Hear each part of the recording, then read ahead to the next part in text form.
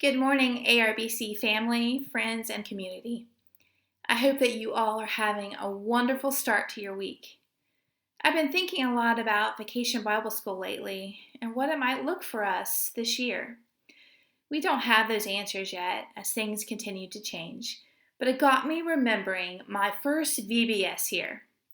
We transformed the fellowship hall into a dark cave. It was completely blacked out. There were stalagmites, stalactites, blacklights, boulders, bats, and all sorts of fun things. If you were a part of our church back then, can you remember it? It was a lot of work, but so much fun. I remember a moment one afternoon during our closing assembly that has stuck with me. The curriculum asked the children to talk about God sightings each day. Moments where they saw God in action. We encourage them to keep their eyes open for where they saw God. It could be anything from a conversation, something in nature, a moment in worship, a kind word, anything that showed them that God was active in the world that day.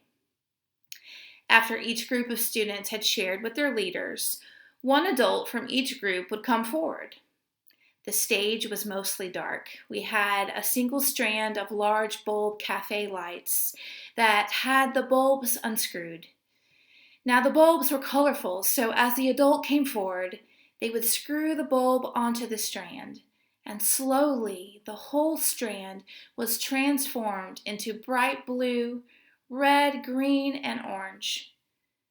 Because the room was so very dark, that single lit strand had a huge impact. It was a very visible representation of God's powerful presence with us, even in the midst of darkness. I've used that term, God sightings, with children and youth often since then. God is present with us everywhere. God is at work. God is all around. We might need to practice a little bit to get the hang of God sightings, but the more we do it, the more we might just feel and appreciate the presence of God in our lives, in our hearts, and in our midst. I thought we could share some God sightings with one another today. So I'll go first. I saw God today in a group text. We encouraged one another, we laughed, we shared fears, and we were community. God was all in that space. Maybe you've seen God today too. If you have, post a comment or email us to share your God sightings with us. As we all share these sightings, give thanks for a God who loves us so much that we are never truly alone. See you soon, friends.